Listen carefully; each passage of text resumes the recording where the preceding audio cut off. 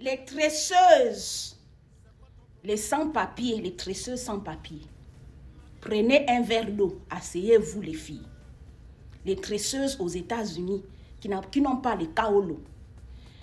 Les business owners, her salon, business owner en Amérique, les filles, tsarle, asseyez-vous d'abord.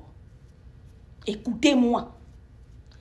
Je m'adresse d'abord au business owner de hair salon, business owner en Amérique. Les femmes, la frustration qu'il y a dans les salons de coiffure actuellement, dans certains salons de coiffure. Si vous avez un salon de coiffure, vous êtes business owner, vous êtes propriétaire d'un salon de coiffure en Amérique, et puis vous êtes frustré avec l'affaire des tresseuses. Sachez qu'actuellement, beaucoup de tresseuses, elles viennent pour un temps, elles partent. Parfois, elles partent même sans dire au revoir. Elles viennent, quand elles ont leur kaolo, elles partent. Elles vont trouver leur job pour rendre leur social security actif. Parce que dans les salons de coiffure, on leur paye cash. Et parfois, dans les salons de coiffure, quand les tresseuses viennent, on appelle, certains salons de coiffure, on appelle les tresseuses en fonction de la clientèle qu'on a. Il y a des jours, quand on n'a pas les clients là, on n'appelle pas les tresseuses. Tout ce temps-là, les tresseuses là restent à la maison. Mes soeurs, elles restent à la maison. Entre-temps, quand tu es une tresseuse en Amérique, dans un salon de coiffure, tu ne gagnes pas assez. Du moins, tu peux pas te permettre certaines choses. Genre acheter la maison, parce que il y a au moins 3 tresseuses sur une tête. 2 tresseuses sur une tête. Donc, les 2 tresseuses ont une part d'argent. La business owner, la propriétaire du salon, a une part d'argent. Ce qui fait qu'une tresseuse peut sortir avec 100K, 200K, 300K par jour. Donc, même si elles sont avec 200, 300K par jour, ça c'est même les bosseuses, les bonnes bosseuses là, rapides qui tressent très bien là. Quand elles sont avec 200, 300 dollars par jour, d'accord, ça lui permet de payer son loyer. Ça lui permet de payer juste son loyer. Très peu de tresseurs, disons-nous la vérité, sont capables d'acheter une maison, sont capables d'acheter, avoir un véhicule, acheter une voiture avec l'argent du braiding job. Parce que ça dépend des salons de coiffure, ça dépend des propriétaires, combien que, est-ce que la propriétaire te paye. Et c'est des femmes, parfois elles ont des enfants à la maison. Ok? Donc, la frustration qu'il y a dans les salons de coiffure avec l'affaire des braiding, avec l'affaire des tresseuses aux États-Unis, les femmes, ne vous attachez pas à une tresseuse. C'est pour ça que j'ai introduit. Si tu veux arrêter d'être frustré en Amérique avec l'affaire des tresseuses actuellement, toi qui es propriétaire de salon de coiffure, ne t'attache pas à une tresseuse. Parce qu'une tresseuse, elle vient dans ton salon en fonction de la clientèle que tu lui donnes, premièrement. Une tresseuse vient dans ton salon en fonction, mes chéris, de comment est-ce que tu payes.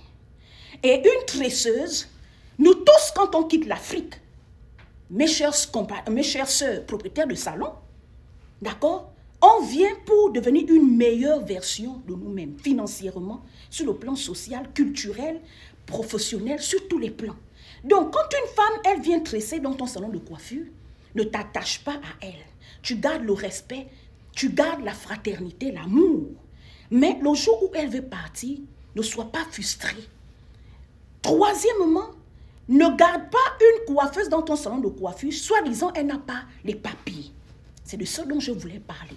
Beaucoup d'entre nous, propriétaires de salon, quand une tresseuse n'a pas de papier, on veut profiter de ça, pensant qu'elle ne va jamais avoir les papiers, elle va toujours rester là pour travailler, overtime, pour nous donner l'argent. It doesn't work like that. Toi aussi, propriétaire de salon, un jour tu n'as pas les kaolo. Un jour, tu as commencé à tresser quelque part. Aujourd'hui, tu as ton salon de coiffure. Les tresseuses aussi, maintenant, elles font quoi? Elles quittent. Quand elles veulent, elles vont tresser chez elles à la maison. Parce que quand tu tresses dans un salon de coiffure, il n'y a pas beaucoup d'argent comme quand tu es propriétaire de salon. Donc, parce que tu te divises l'argent avec la propriétaire. Donc, les femmes qui sont propriétaires de salon, je voulais vous dire ceci. Pour gagner les tresseuses, il faut avoir beaucoup de numéros de téléphone de tresseuses. Il faut avoir beaucoup de tresseuses, mais des tresseuses professionnelles. Premièrement. D'accord? C'est un secret que je suis venu vous donner. Je ne suis pas venue pour condamner quelqu'un ou bien pour juger quelqu'un. Moi-même, je suis propriétaire d'un salon de coiffure. Le secret que je vous donne là, c'est pour vous éviter la frustration. On ne s'attache pas, un, à une coiffeuse. Deux, quand une coiffeuse vient tresser, si elle part sans te dire, si elle vient te voler la clientèle, c'est-à-dire elle vient dans ton salon, elle tresse. Quand beaucoup de clients ont apprécié son travail, elle décide d'aller ouvrir son salon, ou bien, parce que c'est le problème qu'on a, ou bien elle décide d'aller travailler à la maison. Ce n'est pas grave les filles. Le seul secret, il faut avoir les numéros de beaucoup de tresseuses. Comment avoir les tresseuses les filles? Je vous donne les secrets. Premièrement, il y a des églises nigérianes, des Nigérians. Il y a des églises de Congolais. D'accord? Les Africains qui ont des grandes églises ici aux États-Unis, il y a des Congolais et les Nigériens. Allez-y dans une église, même si vous êtes musulman, vous ne partez pas pour prier, vous ne changez pas la religion. D'accord? Parce que beaucoup de tresseuses qui viennent dans nos salons là, on n'a pas la même religion parfois. Donc, pars dans un salon pars dans une église des Nigériens, tu peux voir un pasteur, tu lui dis non, tu cherches des tresseuses, il va faire l'annonce pour toi. Tu lui donnes un petit jeton là-bas. Il va faire l'annonce. Donc, va taper sur Google, toi qui es propriétaire de salon, d'accord, va taper sur Google Nigeria Church Near Me. Nigeria Church Near Me. Tu pars là-bas, tu vois le pasteur, tu dis, ah, monsieur le pasteur, je cherche les tresseuses. D'accord, c'est pour ça, comme ça que beaucoup de propriétaires de salon font. Donc, tu prends les tresseuses en fonction du casting. Quand elles viennent, elles font le casting, pas sur un individu, pas sur le client, sur le mannequin. Donc, tu les testes. Elle fait deux types de coiffure, elle fait le test. Deuxièmement, il y a les universités. Par exemple, ici, il y a une université qu'on appelle Oakwood, ici à Alabama, à Huntsville. Il y a une université qu'on appelle Oakwood. Oakwood, là, c'est beaucoup des étudiants internationaux qui sont là-bas. Donc, il y a des étudiantes qui veulent tresser. D'accord? Si vous êtes à, comment on appelle, là où il y a une forte population africaine, là où il y a une forte population black américaine, ça veut dire les trucs comme les Texas et tout, les Maryland, il y a des universités là-bas où il y a beaucoup des élèves internationaux. Du moins, dans tous les États des États-Unis, il y a des universités à forte étudiants internationaux. Vous partez là-bas, vous partez faire, vous demandez à ce que le pasteur fasse, pardon, je dis même le pasteur. Vous partez, vous mettez l'annonce sur, vous entendez avec les gens de la direction, quand ils font les pop market. Donc, toutes les universités, d'accord, on fait les pop market. Donc, c'est-à-dire les élèves qui ont des talents, des dons, donc ils vendent des choses une fois dans la semaine. Vous allez là-bas, vous affichez, vous cherchez des tresseuses. D'accord? C'est comme ça que vous allez avoir des tresseuses. Troisième façon d'avoir les tresseuses, les filles, faites des lives. Pendant que vous faites des lives, vous mettez l'annonce « Cherche tresseuse ». Ça veut dire, en plein live, tu es en train de tresser dans ton salon, ou bien tu fais un live chez toi, tu dis « Cherche tresseuse » sur TikTok. C'est la tendance actuellement. Sur Facebook ou bien sur YouTube. Comme ça, là, tu vas trouver des tresseuses. Moi, je trouve plus des tresseuses quand je fais souvent mes lives. Elles viennent m'écrire en inbox. « Oh, madame Audrey, je suis à Huntsville, je peux venir tresser chez vous. » D'accord? Maintenant, la dernière stratégie, les femmes, comment est-ce que moi, je réussis à travailler?